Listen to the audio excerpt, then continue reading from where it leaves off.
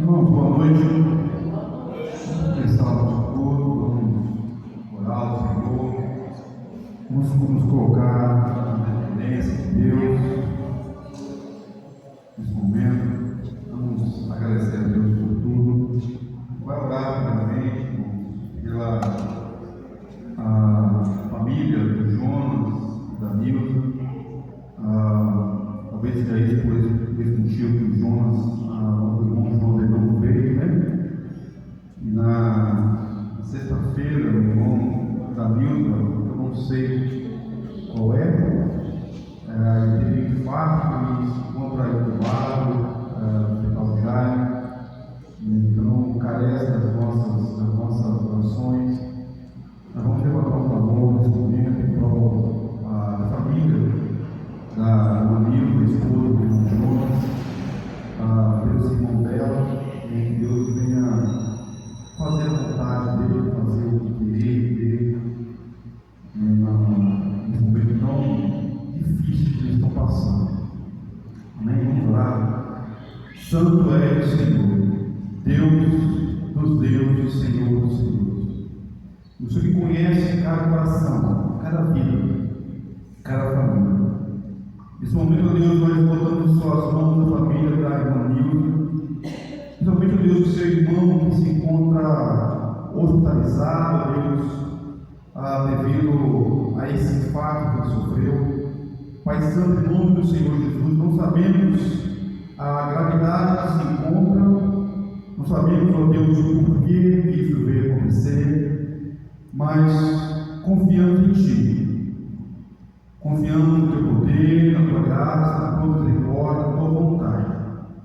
Nós oramos, ó Deus, que a Tua vontade seja feita na vida desse homem e na vida dessa família, Pai amado. Que a irmã Nilza, ó Deus, e os demais irmãos, irmãs, parentes, Deus, descanse no Senhor.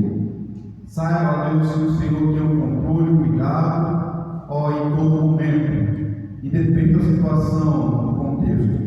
O Senhor tem o controle de todas as coisas. Ó Deus, que ela e a sua família, ó Deus, repousem em Ti. E que esse homem, ó Deus, também descanse no Senhor. O Senhor sabe, ó Deus, o nível que se encontra. Toma ele em suas mãos, toma essa família em suas mãos.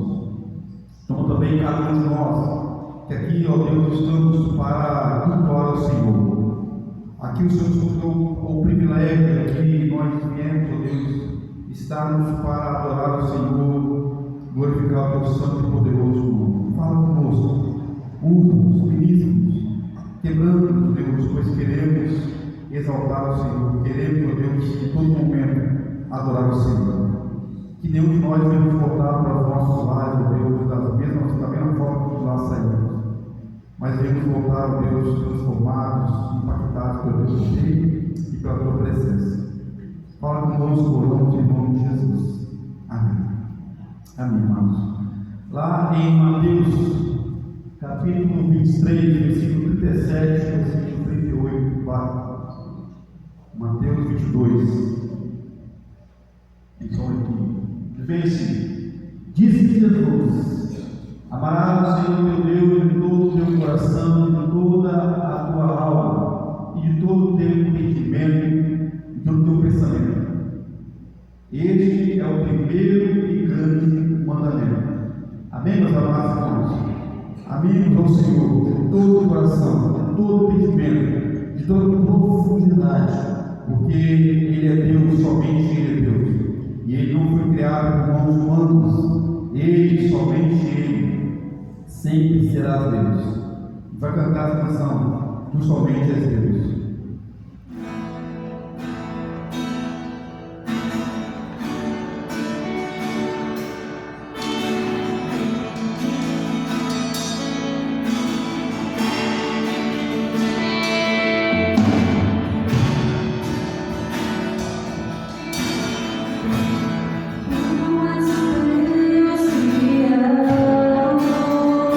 Nossas mãos,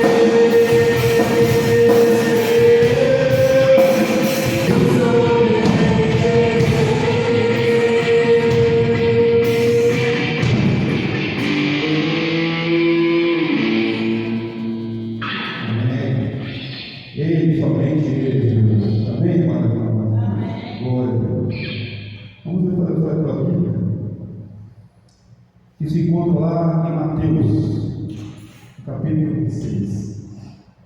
Mateus 26, versículo 26 ao versículo 30. Nós hoje teremos a ceia do Senhor.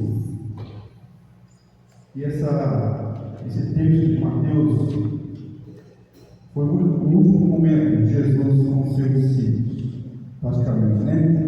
Depois desse momento de ceia, ele sobe para o Monte das Oliveiras e aí caminha-se para o fim terreno de Cristo no alto monte.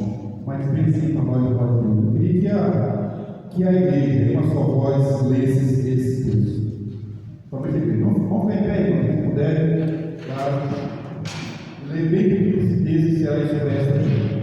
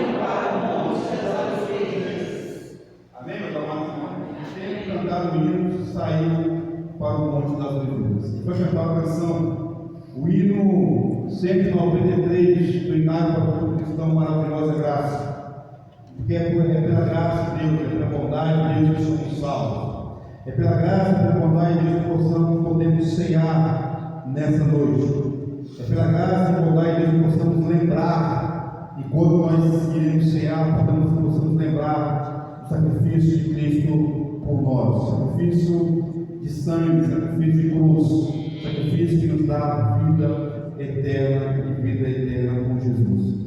Enquanto nós cantamos essa canção também, os moços tiveram preparado para dedicar ao Senhor os dízimos e as ofertas, assim poderão fazer enquanto nós cantamos esse hino.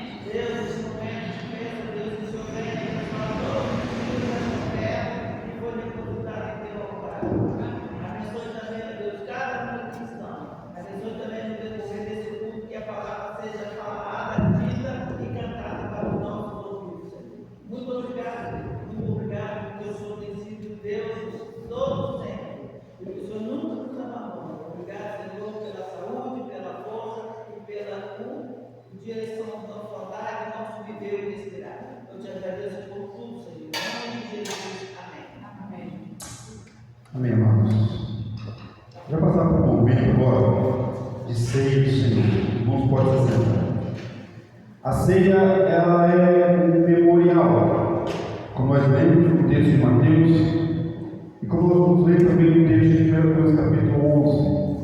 E esse memorial é para que nós lembrássemos sempre de que ao tomarmos desse cálice, desse suco de uva, ao comermos desse pão, nós lembrássemos que é mediante o sangue de Cristo que temos acesso a Ele.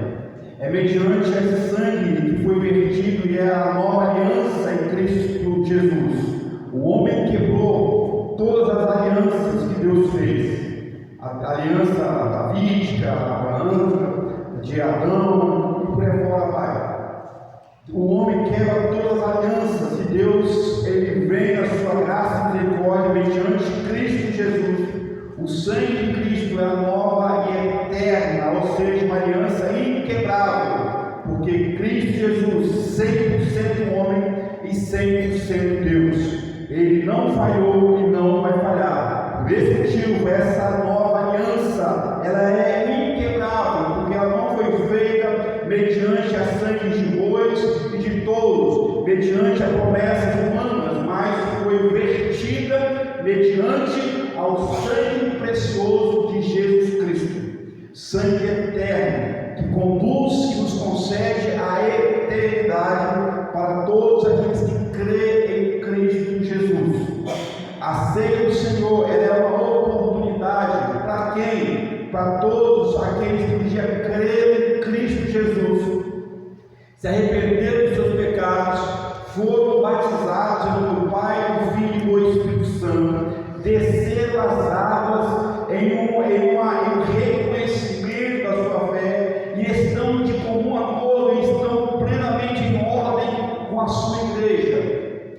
A esses, a ceia do Senhor, ela é distribuída. O texto ali de Mateus, estavam todos ali, todos se encontravam àquela mesa que eram os seus 12 discípulos, que ali faziam parte dele. A ceia do Senhor não tem nada de místico, como algumas pessoas falam. O pão não se transforma em carne, o suco de uva não vai se transformar em sangue. Não, é um simbolismo que nós tomamos essa ceia do Senhor. Mas isso não significa que tem que tomar de qualquer modo, também não é. Porque o texto de Coríntios fala: se nós bebermos da ceia, tomarmos do cálice e comermos o pão indignamente, ou seja, celebrarmos, sem entendermos o que significa, sem entendermos a profundidade, o peso que foi vertido o sangue de Cristo por mim naquela cruz, sem eu entender que esse pão simboliza o corpo de Cristo moído por mim, se eu não ter essa consciência, automaticamente esses elementos, esse cálice, esse pão se torna indigno e eu sou réu dessa indignação, devido à minha falta de consciência, de entendimento. Eu queria chamar aqui a Cristiane e o Daniel para me auxiliar aqui. O Daniel vai estar distribuindo sobre a Cristiane do pão. Vamos orar nessa. Vamos orar. Pai Santo, diante da tua bondade, nesse momento nós temos a oportunidade de nós cearmos, lembrarmos, ó Deus, que o Senhor verteu o sangue precioso para nos dar a oportunidade de salvação, para nos dar a oportunidade de eternidade, de arrependimento. Foi mediante, ó Deus, o teu corpo que é simbolizado por esse pão moído, partido, corpo, ó Deus, que foi dilacerado pelos açoites, por minha causa, por nossa causa, para nos conceder a oportunidade de termos corpos transformados, corpos renovados, corpos, ó Deus, refeitos, glorificados no Senhor da eternidade. É mediante, ó Deus, o cálice, é mediante o pão, ó Deus, que nós lembramos sempre, ó Deus, que o Senhor verteu um sangue puro e um corpo puro, ó Deus, para resgate das nossas vidas. Que quando nós tomarmos desse cálice, comermos desse pão, ó Deus, a nossa alma, o nosso espírito, ó Deus, se constrange diante do Senhor, e lembrar que eu sou pecador e falho, e o Senhor verteu para um alto preço pela minha vida. Rei dos reis, ministra em nossos corações, ministra, constrange-nos, oramos em nome de Jesus. Amém. Todos os irmãos e irmãs que estão em plena comunhão com a igreja, que vão batizar do Pai, do Filho e do Espírito Santo, que vão tomar a ceia, fiquem em pé para facilitar os irmãos. Ao pegar, após acertar, mas não tomem. Cristo, Senhor.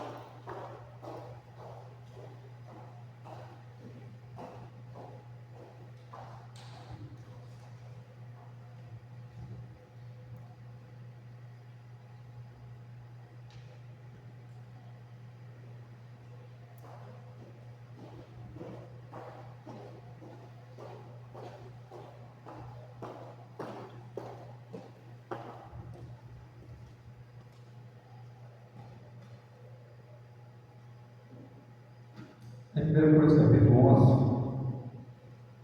11, bem assim, versículo de 3 em diante. Porque eu recebi do Senhor que também escrevi, que o Senhor Jesus, na noite que foi traído, tomou o pão, e tendo dado graças, o partiu e disse: isto é meu corpo que é dado por vós.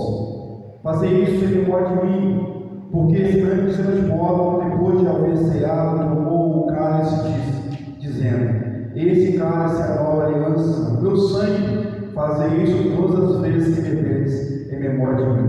Porque todas as vezes que comeis o pão e bebeis o cálice, anunciai a morte do Senhor até que ele venha. Por isso, aquele que come o pão e bebe o cálice do Senhor indignamente será réu do corpo e do sangue do Senhor. Desse modo, examine-se, pois, o homem a si mesmo, e assim coma o pão e beba do cálice. O examinar é nós entendemos que o pecado não é maior do que o sangue de Cristo. Amém, irmãos? O examinar é entender que eu sou pecador e falho, sim, mas pela bondade e misericórdia de Deus que eu posso ceiar ao Senhor. Então, em nome do Senhor Jesus Cristo, em um só Espírito, em um só corpo, comamos o pão e bebemos o cálice.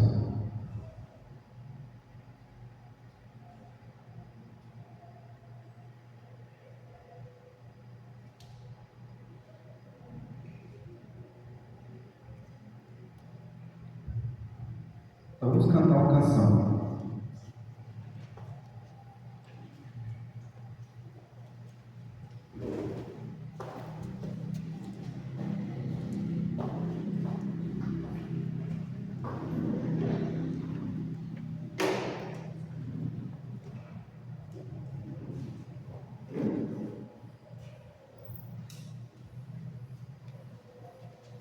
Podem ficar em pé, sentada, mas faz essa canção, uma oração ao Senhor. Ele é o Rei dos Reis, o Senhor dos Senhores.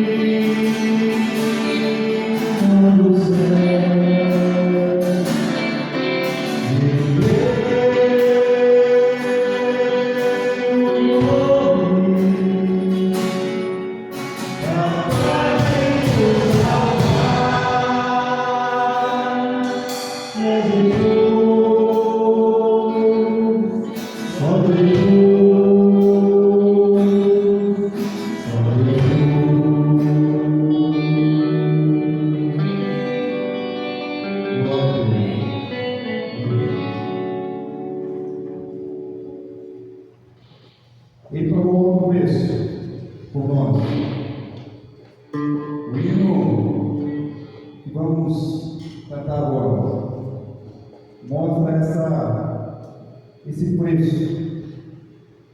E ela é uma canção de intimação para nós.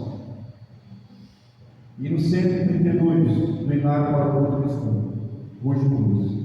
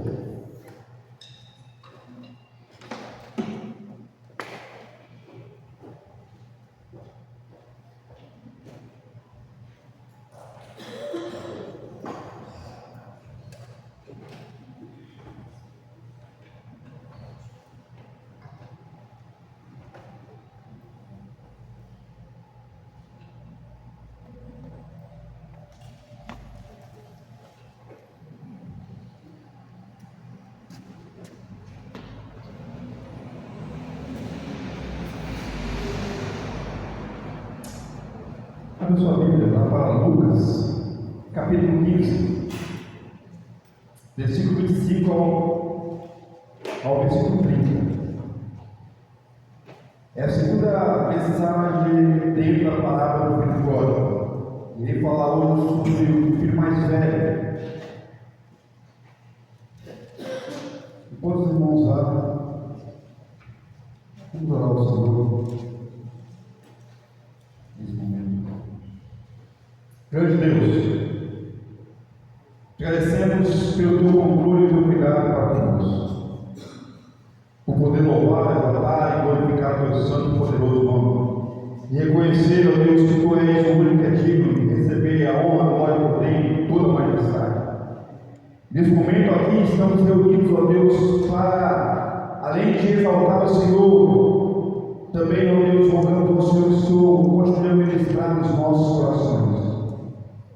Cremos que o Senhor tem falado mediante aos louvores, a tua palavra já foi lida, mediante a ceia do Senhor, e agora rogamos ao Senhor, Deus, que o Senhor complete a tua obra em nossas vidas, mediante a leitura e a explicação da tua palavra. Hoje, ó Deus, Lucas capítulo 15, versículo 25 ao versículo 30, a palavra do filho pródigo, o filho mais velho. Fala conosco, ó Espírito Santo. Ensina-nos, abra os nossos olhos, pois não queremos viver de forma enganada, de forma enganosa, mas queremos realmente viver para a honra e para a glória do Senhor. Por isso oramos em nome de Jesus. Amém. Queridos, Lucas capítulo 15, como já falei semana passada, é um dos capítulos mais conhecidos da face da terra, e ouso dizer até fora da terra, caso haja vida lá, né? Aqueles que creem, mas aqueles que estão lá na rua a trabalhar nas estações fora do planeta, eles com certeza conhecem pelo menos uma parte, pelo menos a história. Lucas capítulo 15 narra diversas parábolas muito bem conhecidas, como já falei semana passada. E é interessante que essas três parábolas elas vêm mediante a uma postura orgulhosa dos fariseus e dos escribas, que se achavam melhores do que os pecadores e do que vamos chamar assim, os judeus não legítimos, né? Os homens que eram refugiados, os publicanos. Essas duas classes, fariseus e escribas, se achavam orgulhosos, se achavam detentores, ou se achavam já salvos, já dentro da eternidade, pelo simples fato deles guardarem a lei. E aí a gente conta 3 parábolas, mas a mais pesada é a parábola do filho pródigo. E semana passada nós vimos a questão do desprezo desse filho mais novo. E aí pontuamos algumas coisas, 4 verdades: insanidade, loucura, abismo, a busca por uma liberdade insana. E vimos o peso de cair em si, de reconhecer as misérias, reconhecer a situação do seu estado de vida devido à sua rebeldia, o seu desprezo para com o Pai, que é uma representação de Deus. Cristo conta essa palavra para abraçar todo mundo, publicanos, pecadores, escribas e os fariseus, toda a classe. E agora, hoje, dentro desse tema único do capítulo 15, que é o tema extraordinário amor de Deus para você, ou por você, ou por nós, podemos dizer, irei tratar um subtema sem valor. Semana passada, desprezo. Agora, iremos tratar a questão sem valor. Será realmente que você valoriza o amor do seu pai e da sua mãe? Será realmente que nós valorizamos as instruções que muitas vezes parecem chocar o nosso entendimento, o nosso orgulho, as nossas vontades? Pois sim, muitas vezes nós pais e mães, nós instruímos, aconselhamos os nossos filhos no caminho correto que ele deve andar, mas os filhos olham muitas vezes, não são todos, claro, mas muitos olham e falam assim: não, mas esse caminho, essa orientação, essa direção que meu pai e minha mãe estão querendo me dar, é um caminho arcaico, é um caminho que na época deles era muito bom, mas hoje para mim eu vivo uma modernidade, eu vivo em um contexto totalmente diferente do meu pai e da minha mãe. Então essas instruções que meu pai e minha mãe estão me dando, essas orientações, para mim não tem tanta importância. Muitos olham para essa fase. Ou também tem aqueles que falam assim: não, eu vou obedecer, mas não obedecem, eles fingem que obedecem, ficam em casa e aí fingem que está tudo bem, como é o caso do filho mais velho, vamos avaliar hoje. Mas vive, mas não tem essa profundidade, essa intimidade, não entende o valor do pai e o valor da mãe. Esse filho mais velho, claro, irmãos, não vou esquecer nunca que esse filho mais velho é uma representação. Cristo aponta diretamente para os fariseus e para os escribas, ou seja, os homens bons da época, os religiosos, no campo de falar aqui, os homens que estavam inseridos dentro do templo de Deus, cumpria toda a cerimônia da regra da lei, não deixava escapar nada, pelo menos eles achavam. Eram homens que viviam dentro do templo, não saíam do templo. É aquela pessoa que vive dentro da igreja 24 horas, mas longe está dela. Era o caso dos escribas e dos fariseus. E estavam dentro da casa, mas não conheciam nada sobre o Pai, o amor, o perdão, o afeto, a preocupação, as horas em claros.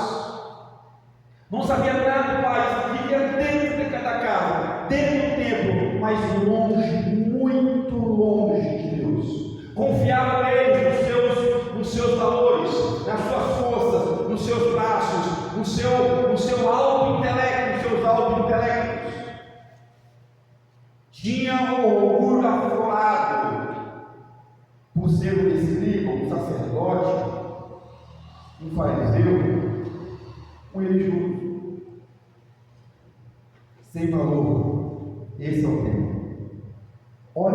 texto. Versículo 25 em diante, vou pular. Semana que vem eu vou falar sobre o pai. Pastor, semana que vem eu não posso estar aqui. Faça uma força e venha. Faça uma força e venha. Você vai ver como que o pai, o amor do pai realmente é extraordinário. Para ambos os filhos e para nós. Mas hoje, olha a forma desse filho mais velho, o primogênito, que ele se comportava com esse pai, sem valor. Ora, pense, não se preocupe com a cachorrinha, deixa ela quietinha aí. Pode ficar tranquilo, não vai morrer ninguém. Ora, o filho mais velho estivera no campo, e quando voltava, aproximava-se da casa, ouviu músicas e danças. Chamou um dos criados e perguntou-lhe: que era aquilo? Ele informou: veio teu irmão, e o teu pai mandou matar um novilho cevado, porque o recuperou com saúde.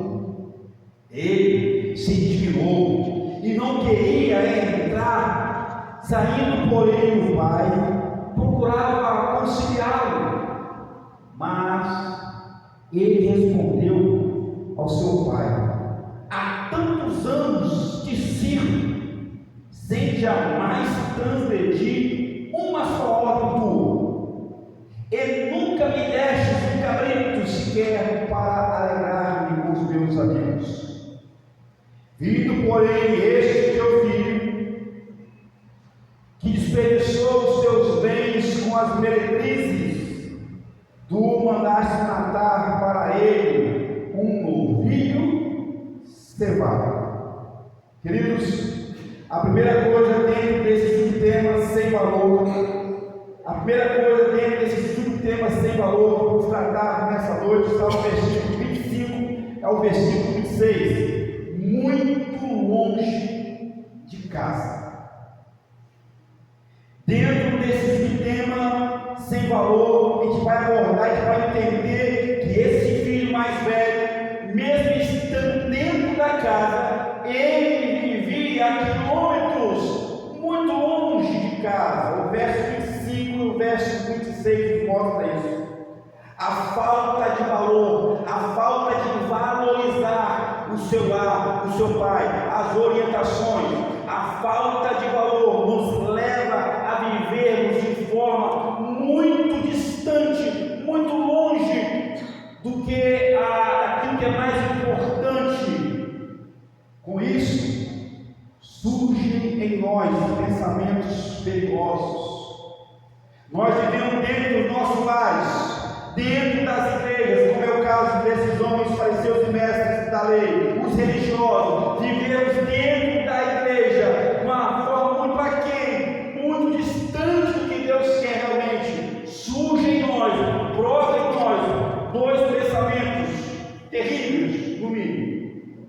Primeiro dos pensamentos: ninguém me vê.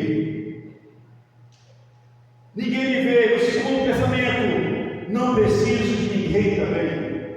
Esses dois pensamentos rondam a mente daquelas pessoas que se dizem religiosas, que se dizem cristãs, estão dentro das igrejas, dentro dos templos, e ele fala: ninguém me vê. E ele fala mais: também não preciso de mais ninguém. Esse homem, esse filho pródigo mais velho, completamente, esses dois pensamentos rondavam, viviam a mente desse filho mais velho.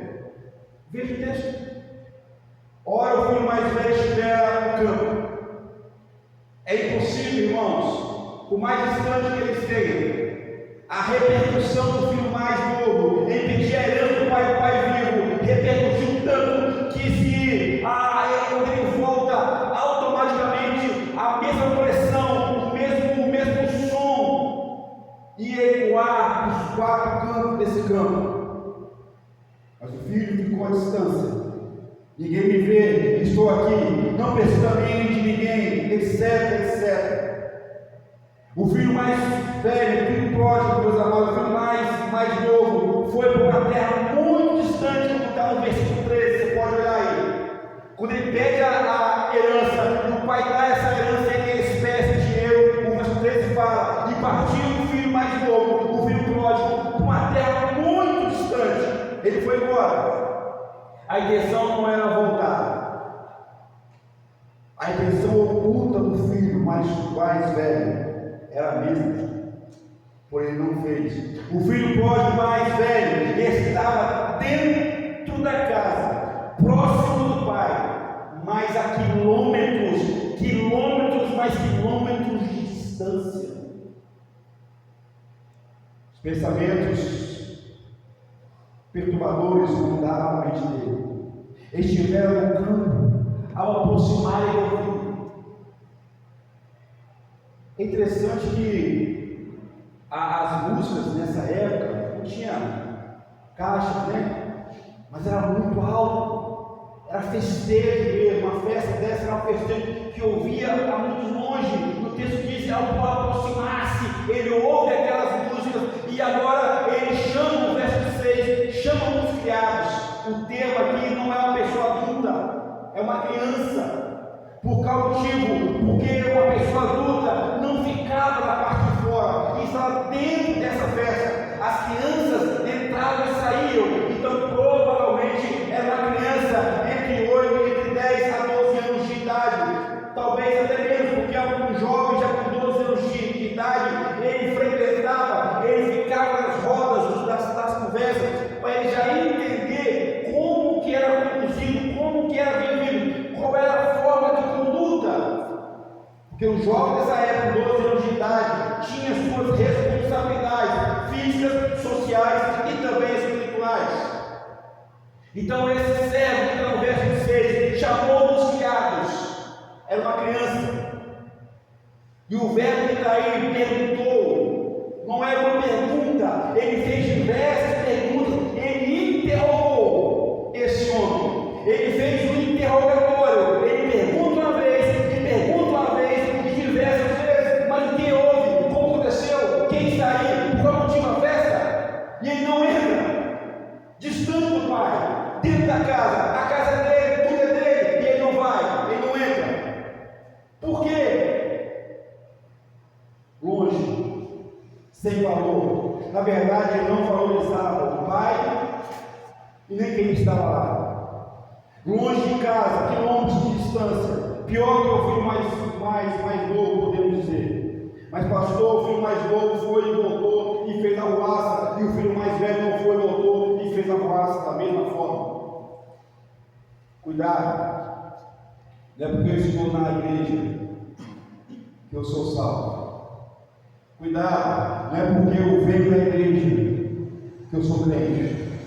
Cuidado, não é porque eu sei que Jesus veio que eu sou salvo. Não é isso. É dedicação, é entrega, é renúncia. É o reconhecer, eu crer nele genuinamente. E como eu sempre falo, o crer em Cristo Jesus me leva próximo de Deus, não longe de Deus. O filho mais velho, longe de estar do pai, que é uma representação de Deus. E esse filho mais velho representava os religiosos da época. E esse filho mais velho representa os religiosos de hoje, que vivem longe da casa. O versículo 26, a segunda coisa, melhor dizendo, o versículo 6, ele fala, e começou a indagar, a perguntar. Não dar valor, não valorizar. Viver longe de Deus. A segunda coisa, longe do Pai, nos leva a atitudes de pura insanidade. O primeiro ponto que eu abordei do filho mais novo, é uma cobrança, uma proposta de pura insanidade. E aqui, viver longe de Deus, não valorizar o amor de Deus, viver longe do Pai, nos leva a uma atitude de pura insanidade. Veja, meus amados, o filho mais moço, o pródigo, fez um pedido insano para o pai. Está no verso 12. O filho mais velho fala isso para o pai: pai, é o seguinte, não quero mais ficar perto do Senhor. Dá-me a minha parte, a minha herança. E falei o que significava isso. Ele pede a morte do pai, literalmente. Bom se ele estivesse morto já, mas você está vivo ainda, então eu quero assim mesmo. Dá-me a minha parte. O filho mais novo pede, faz um pedido insano, louco, desequilibrado, perde a noção completa. O pai em belo estado, forte ainda, saúde intacta, jorrando apoderado, e esse filho ousa, numa insanidade de fazer penalidade, nada pertencia ao filho mais novo. Até porque na questão de herança, nesse contexto, quem tinha direito era o mais velho, porção dobrada. O filho só teria parte, a terceira parte da herança, isso quando o pai morresse. Mas ele faz o pedido insano, dá a parte. Por sua vez, o mais velho se posiciona em uma insanidade idêntica ao pedido do filho. E mais, meus amados, vamos ver no verso 27 e 28, ele traz dois verbos: não querer entrar. Dois verbos ligados. No verso 13, o filho só dá o verbo dar. Dá a parte. Ele impõe ao pai. E aqui o verso, os dois verbos, é uma imposição. Meu pai está lá, mas não quero entrar e não vou entrar. Olha o que diz o verso 27 e 28. Ele informou, veio teu irmão, um jovencinho, esse menino, esse servo, pegou e informou para ele aqui: aonde você estava, rapaz? Eu estava no campo. Não é possível, o campo é próximo, e mesmo que for distante, todo mundo sabia que o seu irmão mais novo voltou. Assim como ele saiu, assim como ele fez um pedido insano, a volta dele também foi insana. E assim como repercutiu a sua ida, a sua volta também repercutiu. É impossível você ter ouvido, mas o filho faz o criadinho responde a ele: aqui veio teu irmão, aquele que foi embora, e o teu pai mandou matar um novilho cevado, porque o recuperou com saúde. Agora olha o verso 28. Ele indignou-se, irou-se, ficou furioso, não queria entrar. Dois verbos: querer e entrar. Se colocam em uma posição, em um posicionamento, em uma atitude de pura insanidade. Despertaram ambos os filhos tal atitude insana. Assim como foi os fariseus, assim como foi os escribas, no verso 2. Se você olhar, Jesus está lá comendo, está lá ensinando, está lá orientando os pecadores e os publicanos, e na sua volta estavam lá os religiosos. Quando eles viram Jesus sentar com tais homens, na visão deles, homens mais indignas, eles se enfureceram, eles se insantearam, a atitude deles foi de insanidade. E perguntaram: por que você, Jesus, que se diz rabino, que se diz mestre, que se diz Messias, senta e come e ensina pecadores e publicanos? A mesma atitude desses fariseus, desses religiosos, esse homem, o filho mais velho e o filho mais novo, tiveram posições de insanidade. Esse filho indignou-se, ficou furioso, não só pela volta, meus amados, gravem isso, ele não só se indignou porque o filho voltou, não foi porque o seu irmão voltou, ele não queria saber se o irmão estava bem sucedido ou mal, ele vai levantar falsas acusações que ele nem sabia, e muito mais, se ele falou que ele não sabia quem voltou, como que ele podia acusar o seu irmão? A mentira pegando pelo pé. Esse filho, esse homem, esse filho mais velho, indignou-se não somente porque o seu irmão voltou, mas muito mais por seu pai ter recebido um filho que foi embora, ter perdoado esse filho, esse homem.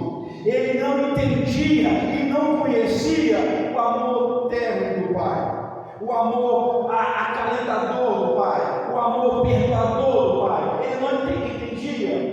O filho, um jovem, explica a ele: olha aqui, rapaz, o seu irmão voltou. O seu irmão foi embora, mas ele voltou, e o seu pai se alegrou com ele, porque o seu irmão estava morto. O seu irmão foi restaurado, foi chamado, ele voltou são e salvo, mesmo as suas mazelas. E por isso ele matou o novilho cevado. Ele só era morto, só era feito em momentos muito especial, como um casamento, ou uma grande colheita. Um novilho cevado não era morto de qualquer modo, mas só um momento muito especial. O pai mata esse novilho para mostrar que o filho é especial, para mostrar o valor dele ainda, porque ele recuperou com saúde, com vida, salvo, seguro. Aí ele teve a oportunidade de o pai abraçar, do pai ver, mesmo ele não dando valor. Verso 28. O filho não quis entrar na casa, nem na festa. E aí, a atitude insana do filho fez o pai sair, deixar os seus convidados e sair para conversar com o filho. Eu não vou frisar a palavra do pai, mas quero falar duas coisas. Quando o filho volta, o filho mais novo, o pai está sentado, ele vê lá de longe, ele conhece o andar do filho novo que foi embora. Talvez não está com as suas forças ativas devido ao seu estado, mas ele conhece. E o texto nos mostra, que vai ver semana que vem, que quando ele vê o filho mais novo, ele levanta rapidamente, pega as suas roupas, levanta ela, é uma atitude de desonra, e corre em direção do filho mais novo, para proteger o filho. A gente vai entender por quê. Aqui, a mesma desonra, o filho mais velho causa ao pai. A atitude insana dele faz o pai deixar os seus convidados, deixar a sua alegria de lado, deixar o seu filho mais novo, e agora sair para indagar, para conversar, para argumentar, para explicar ao filho mais novo: rapaz, entra. O mesmo desprezo que o filho novo teve é o mesmo desprezo, é a mesma atitude insana que o filho velho, que o filho mais velho está tendo para o pai. A atitude insana dele faz o pai sair, faz o pai agir como fez com o filho mais novo, no verso 20. O não dá valor àquilo que é mais importante no seu lar, a sua família, seu pai, sua mãe, seus filhos. Nos faz andar em um caminho de atitudes disciplinares, aonde eu penso, não preciso de ninguém, aonde eu penso, eu me basto, eu não vou querer entrar nessa, eu não vou, eu só me basto. Deus vai me salvar quando eu sou. Cuidado, irmãos. Fujamos dessa atitude. Fujamos. A terceira coisa, e a última coisa essa noite, além de atitudes insanas, a terceira coisa, talvez a mais trágica de todas, totalmente perdida. O verso 29, o verso 30, me mostra quando eu não tenho valor, quando eu não dou valor ao Pai. E aí eu vou falar diretamente de Deus. Quando eu não valorizo Deus como ele deveria valorizar, quando eu não obedeço a Deus como deveria obedecer, queridos irmãos, esse terceiro ponto é atualíssimo. Eu ando totalmente perdido. Totalmente. Mais perdido que um cego na ciência. Por mais que eu tenha os meus dois olhos muito ativos, e nem preciso de óculos Por mais que eu veja plenamente, eu ando totalmente em um perdido, em um caminho de trevas sobre mim. O filho mais velho, meus amados, o primogênito, perdeu totalmente o controle, perdeu totalmente o raciocínio, perdeu totalmente a sua forma correta de andar, de agir, de viver. O filho mais velho, o primogênito, perdeu por completo a direção, não compreendeu o amor do Pai, não sabia, não conhecia o Pai, perdeu por completo esse amor que é perdoador. Assim como os fariseus e os escribas, assim como os religiosos de hoje em dia, assim como aqueles homens e mulheres que se auto-intitulam salvos já, eu sou bom demais, eu me basto, não preciso dessas regras, não preciso dessa Bíblia, não preciso do Deus dessa Bíblia. Ok?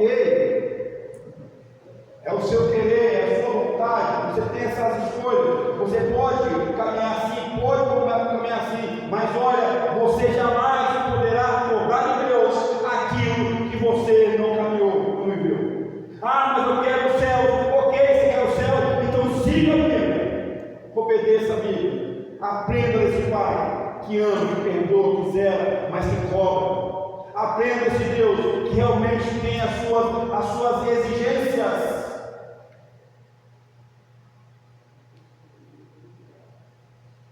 Os fariseus religiosos da época viviam hoje. O filho estava longe do Pai, assim como os religiosos da época de Cristo, e assim como os religiosos de hoje, andam longe de Deus. Vou repetir: o filho mais velho estava longe do Pai, assim como os religiosos estão longe de Deus. Pois ambos, o filho mais velho e os religiosos, ambos confiam em si próprio. Ambos confiam em seus valores. Ambos confiam no seu altruísmo, no seu orgulho, no seu autoconhecimento, na sua glória, nas suas boas obras, no seu potencial, nos seus ritualismos, nas suas cerimônias, nas suas boas obras. Ambos, está no verso 29, o filho indaga ao pai: aqui, pai, olha o que ele fala no verso 9, mas ele respondeu ao seu pai: há tantos anos eu venho servindo. Olha só, altruísmo dele. Há tantos anos eu venho servindo, sem jamais transgredir a sua ordem, as boas obras, o orgulho próprio. Ele nunca me deste caminho. Irmãos, o filho mais velho, tudo pertencia a ele. O pai reparte a herança com o mais novo, versículo 13, e com o mais velho. O pai distribui a herança, mesmo vivo. O pai pega toda a sua herança e fala desse filho mais velho: está aqui a sua primeira e segunda parte, a porção dobrada é a sua. E o filho mais novo pegou a terceira parte. Na verdade, tudo que o pai tinha agora pertencia ao filho mais velho, e ele usa desses artifícios, dessas artimanhas, desse falta de conhecimento dele. Ele fala: pai, eu estou buscando um tempo e nunca me deste um cabrito. Sabe o que significa isso, irmão? E para aquele que gastou tudo, o Senhor deu um ouvido cevado. Sabe o que significa? É como se você pegasse uma picanha maturada, aquela picanha do jeito que nós gostamos de comer, com aquela porção de gordura em cima, aquela carne de primeira, e desce para aquela pessoa que não valesse mais nada. E aí pegasse um chão de fora, podemos dizer assim, uma carne, pensa uma carne dura aí, eu não conheço muita carne, mas pensa uma carne dura, mais dura, e pegasse essa carne mais dura e desse para aquela pessoa que tinha um valor aos olhos humanos, é exatamente isso. O filho mais velho fala: pai, o Senhor nunca me deu uma carne dura, um cabrito, o Senhor nunca me deu uma carne dura, para me queimar, para me cear, para me festejar com os meus amigos. Mas este filho seu, veja o desprezo desse homem, o orgulho dele, o altruísmo dele, veja a religiosidade dele, longe de Deus. Não conhecia o pai, mas esse aí, esse pecador, o Senhor dá uma picanha de primeira, a carne gostosa, macia. Esse não valia nada, o Senhor deu o melhor para ele, um novilho cegado. E a mim, nem o cabrito. O verso 9 me mostra totalmente isso, totalmente perdido. Orgulho, prepotência, ritualismo, cerimônias, boas obras, altruísmo, porém o coração desse filho, bem longe de Deus. O verso 5 traz negação de familiar, de irmandade, e acusações e preciosismo da parte desse mundo. Ele nem sabia o que o filho mais novo tinha gastado, o que o seu irmão mais novo tinha gastado os seus bens.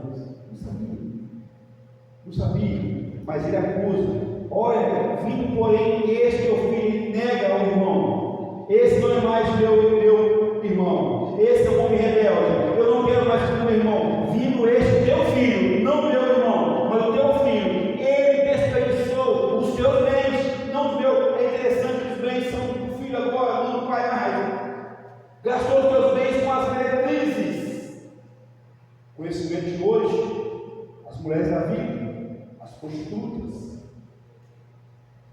E tu mandaste matar para ele pelo ouvido cesante.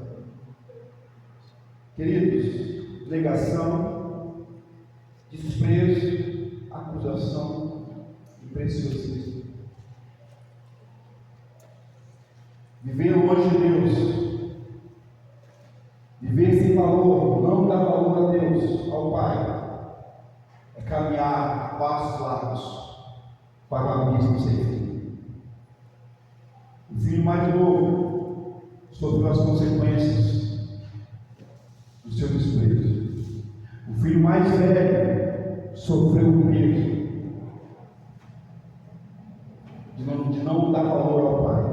A parábola a gente vai ver que ela termina, que vai estudar semana que vem, ou em outras partes,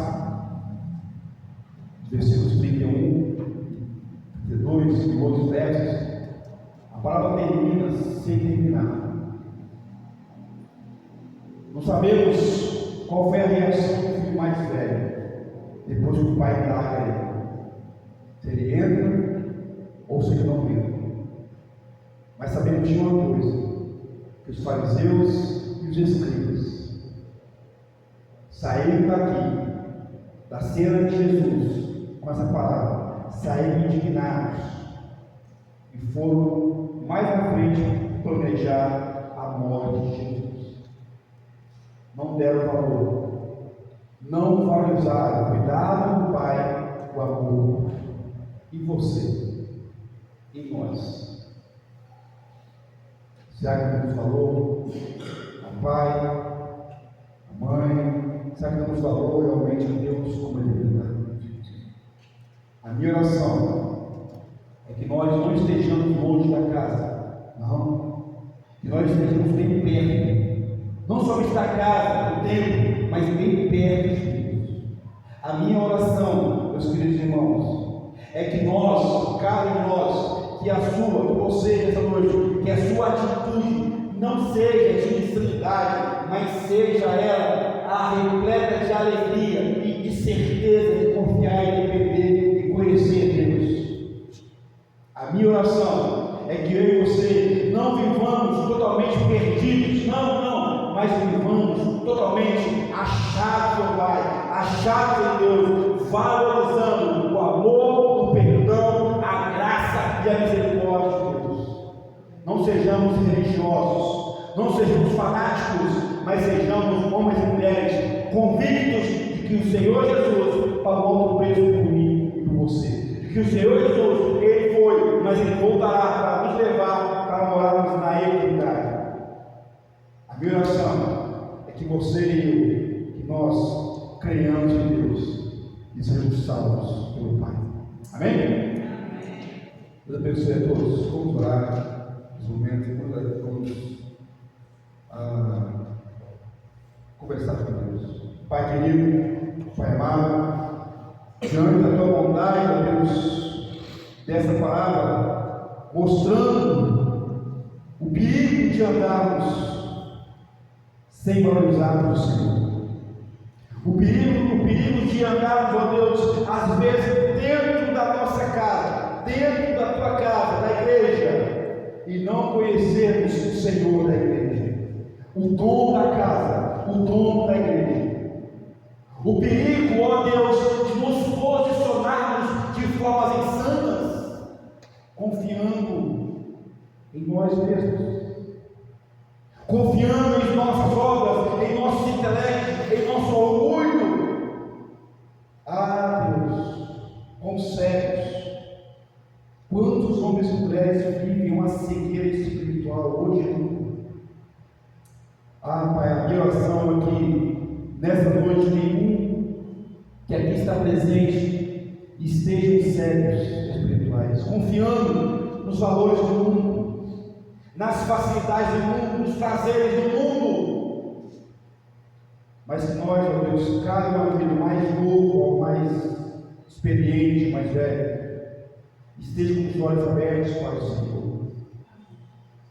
Pai, a minha oração é que nenhum nós estejamos totalmente perdidos, não, mas que nessa noite haja salvação em nossos lares, haja salvação em nossas famílias, haja salvação nessa igreja, que nessa noite, ó Deus, cadeias secundárias, milhões sejam quebrados, que cegueiras, ó Deus, seja, ó Deus, jogado por terra em nome de Cristo Jesus, que coração duro se abra para o Senhor. Deus, em nome de Jesus, em nome de Jesus, ministra com graça e misericórdia na vida de cada um de nós. Agradecemos por tudo, por aqui estarmos cultuando, Senhor. Oramos e entregamos em Suas mãos os nossos filhos, em nome do Senhor Jesus. E agora, Deus, que o amor de Deus, o amor zeloso, poderoso, o amor maravilhoso, que a graça de Cristo Jesus cura, que salva, que transforma, e que as doces consolações do Espírito Santo de Deus esteja sobre cada um de nós, e sobre as nossas vidas, e sobre a tua igreja, e sobre esta região sim, trazendo libertação, cura e salvação. Oramos em nome de Jesus. Amém. Amém. Amém, meus amados irmãos. Deus abençoe a todos. Vou em paz e tenha uma semana abençoadíssima em nome de Jesus. Lembrando, quinta-feira estamos estudando a carta, o livro de Apocalipse, igreja de Sardes. Estamos no capítulo 3 agora. Sábado, meus amados irmãos, se não estiver chovendo, claro, sábado, a partir das 6 horas da noite, às 18 horas, teremos um culto na praça ali, na praça em casa do irmão Ismael. Estaremos ali, louvando o Senhor, adorando o Senhor e pregando as boas obras do Senhor para todos que ali estiverem passando. Às 5 horas, estaremos aqui na igreja para pegar as coisas e alguns irmãos vão sair para fazer evangelismo, ok? Sábado, às 5 horas, estamos aqui na igreja para preparar as coisas para ir lá para a pracinha para cultuar o Senhor ao ar livre. Deus abençoe a todos. Ore pela igreja, ore pelas provações, ore por nós. Boa em paz.